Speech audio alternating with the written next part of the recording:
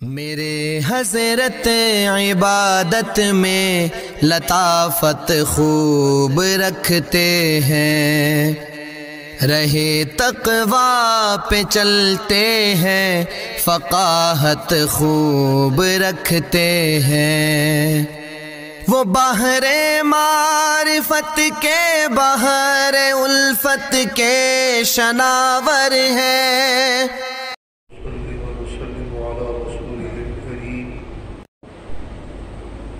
من يومنا هذا إلى يوم الدين.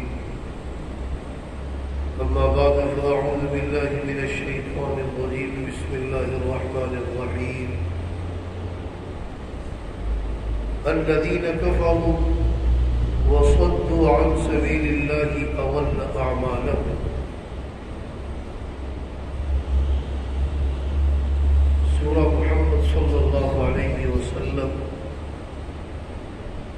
یہ سورت مدینہ منورہ میں نازل ہوئی اور اس سورت کا نام سرکار کے نام پر ہے۔ سورہ احقاف کے بالکل آخر میں تھا فَهَلْ يُهْلَكُ إِلَّا الْقَوْمُ الْفَاسِقُونَ،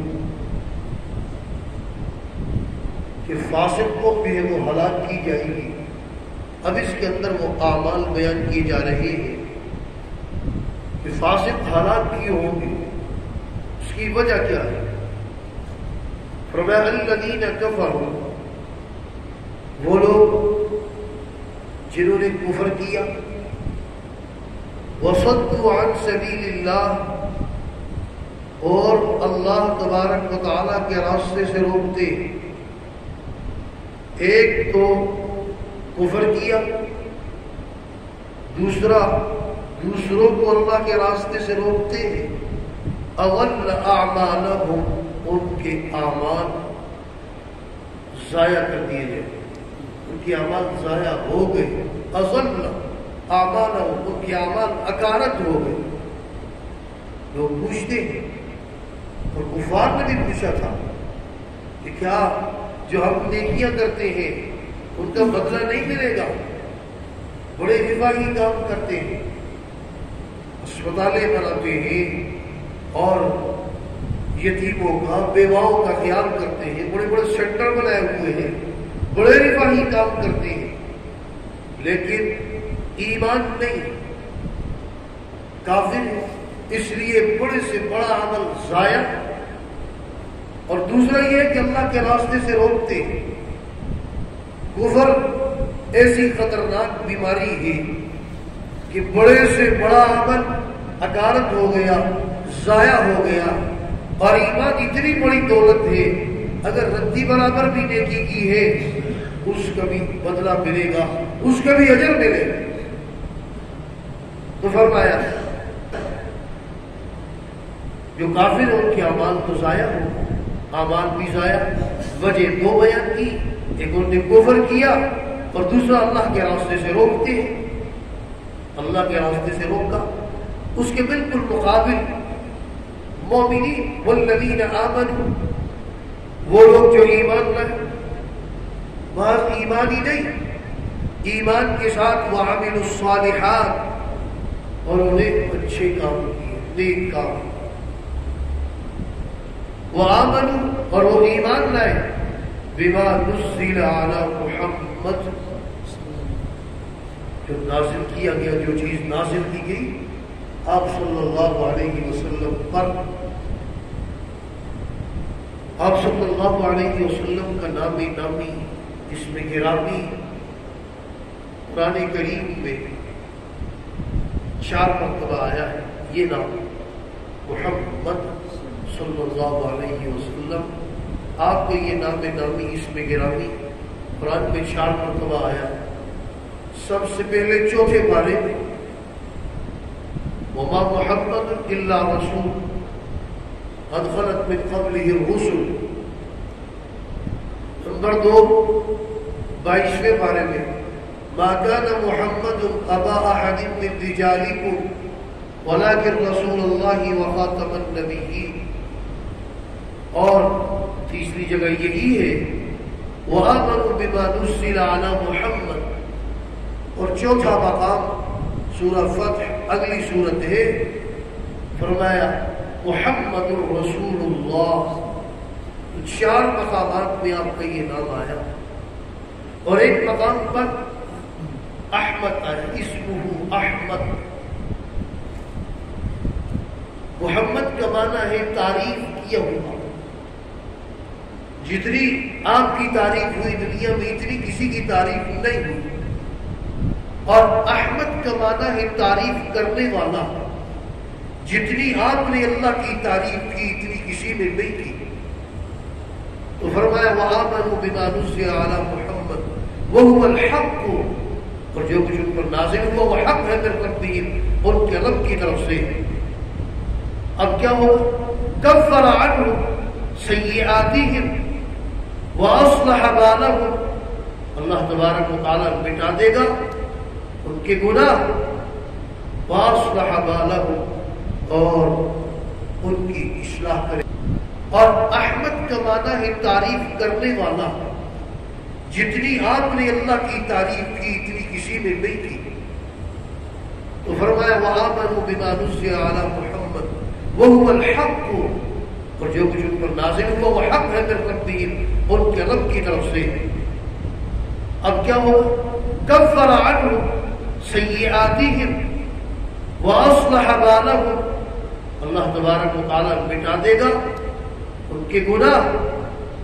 واصلح بالهم، اور ان کی اصلاح کرے گا ان کے احوال کی. توجہ، ذالک، یہ اس وجہ سے، کیا اس وجہ سے؟ یہ کہ کافروں کے اعمال ضائع اور مومنین کے گناہ مٹا دیے گئے. کافروں کے نیکیاں مٹ گئی، ان کے گناہ مٹ رہے ہیں. یہ کیوں؟ فرمایا اس وجہ سے بِأَنَّ الَّذِينَ كَفَرُوا اتَّبَعُوا الْبَاطِلَ، اس وجہ سے کہ جو کافر ہیں انہوں نے پیروی کی، اتباع کی باطل کی. وَأَنَّ الَّذِينَ آمَنُوا اتَّبَعُوا الْحَقَّ مِن رَبِّهِمْ، اور بے شک وہ لوگ جو ایمان لائے انہوں نے اتباع کی، حق کی جو ان کے رب کی طرف ہے. اس وجہ سے جنہوں نے باطل کی پیروی کی ان کے سارے اعمال ضائع، نیک اعمال اکارت ضائع. اور جو مومنین ہیں انہوں نے اعمال اچھے کیے تو ان اچھے اعمال کی برکت سے ان کے گناہ مٹا دیے گئے. دیکھو آٹومیٹک انسان جب نیکیاں کرتا ہے تو اس کی آٹومیٹک درجات بلند ہوتی ہیں، اس کو پتہ بھی نہیں. وضو کرتا ہے ہاتھ کے گناہ جھڑ جاتے ہیں، کلی کرتا ہے اور منہ دھوتا ہے، چہرہ دھوتا ہے، منہ کے گناہ، زبان کے گناہ، آنکھوں کے گناہ، صغیرہ گناہ جڑ رہی ہے. مسجد کی طرف آتا ہے، ہر قدم پر 10 نیکیاں. اور اگر یہ نیت لے کر آتا ہے کہ درس قرآن سیکھنے فی سبیل اللہ کی مد میں ہے، ایک ایک قدم پر 700 نیکیاں ملتی ہیں. کتنا آسان ہے. اور گناہ مٹتی ہے آٹومیٹک. اور گناہوں سے متعلق کئی مرتبہ عرض کیا کہ گناہ 2 قسم کے ہیں. حقوق 2 قسم کے ہیں، حقوق اللہ، دوسرے حقوق العباد. بعض لوگ حقوق اللہ میں حقوق العباد کی اندر کوتاہی کر کے پھر توبہ توبہ توبہ توبہ توبہ توبہ توبہ سمجھتے توبہ ایسا چورن ہے، سب کچھ ہضم کر دیا اس نے. یاد رکھنا ایسا نہیں ہے. حقوق اللہ میں وہ حقوق جن کی قضا ہوتی ہے. اگر کروڑ سال اس کو زندگی مل جائے اور اپنا سر پیشانی سجدے میں رکھ کر توبہ کرتا رہے، توبہ نہیں ہے. جب تک کہ اللہ کے جو حقوق ہیں جن کی قضا ہے، روزے کی قضا، نماز کی قضا، زکوٰۃ کی قضا، جن چیزوں کی قضا ہے ان کی قضا کرے پھر توبہ ہے. پھر اس خدائی پر اللہ سے معافی مانگے کہ میں نے تاخیر کی، وقت پر ادا نہیں کیا، اس کی معافی مانگے. ایک آدمی اس کی نماز تو بہت ہوئی ہے، نماز کی تو قضا نہیں کرتا، یہ اس کی گردن پر اللہ کا ذمہ باقی ہے. ساری زندگی کے اندر ہے توبہ توبہ توبہ، کوئی توبہ نہیں، یہ کوئی معاف نہیں ہوئی.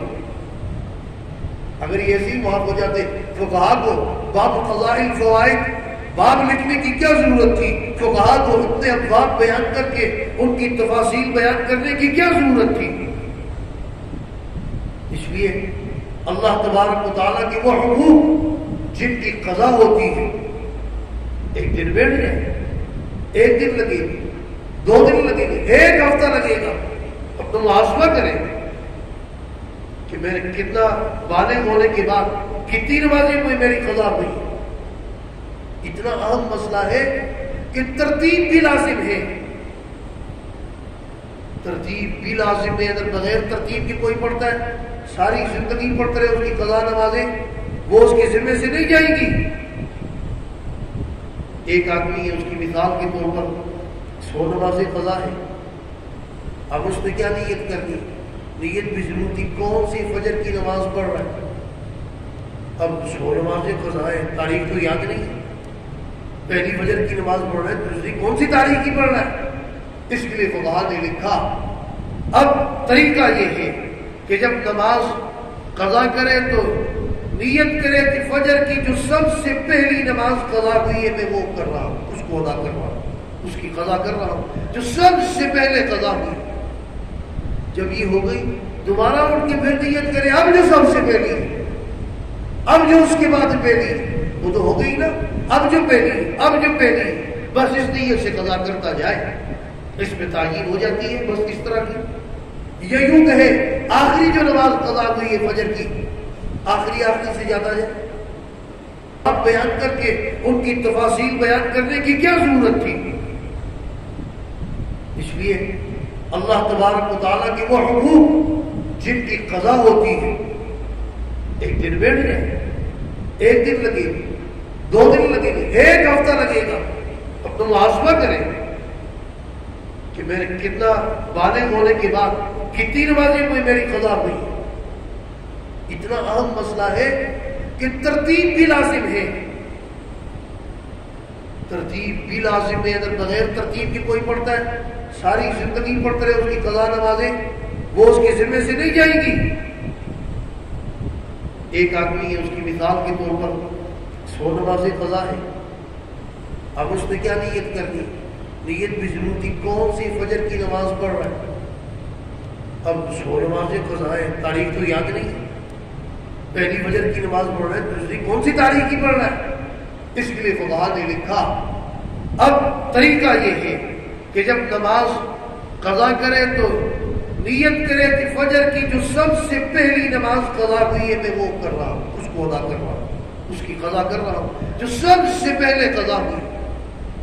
جب یہ ہو گئی دوبارہ اٹھ کے پھر نیت کرے اب جو سب سے پہلی ہے، اب جو اس کے بعد پہلی ہے، وہ تو ہو گئی نا، اب جو پہلی ہے، بس اس نیت سے قضا کرتا جائے، اس میں تعین ہو جاتی ہے۔ بس اس طرح کی یہ یوں کہے آخری جو نماز قضا ہوئی ہے فجر کی، آخری سے جاتا جائے،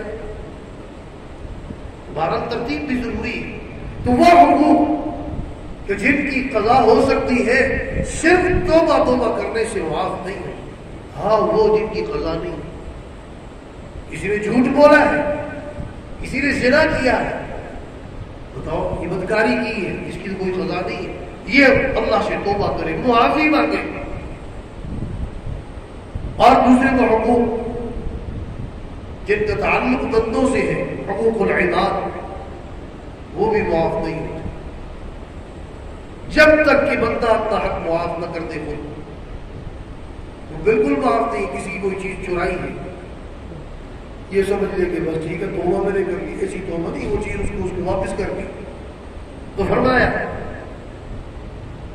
کذالک یضرب اللہ للناس امثالهم، اس طرح اللہ تبارک و تعالیٰ بیان کرتے ہیں لوگوں کے لیے مثالیں۔ آگے جہاد کی بات ہو رہی ہے کہ جب تم کافروں سے ملو تو ان کی گردنوں پہ مارنا، اور پر تم فقیروں کی حکومت دیکھنے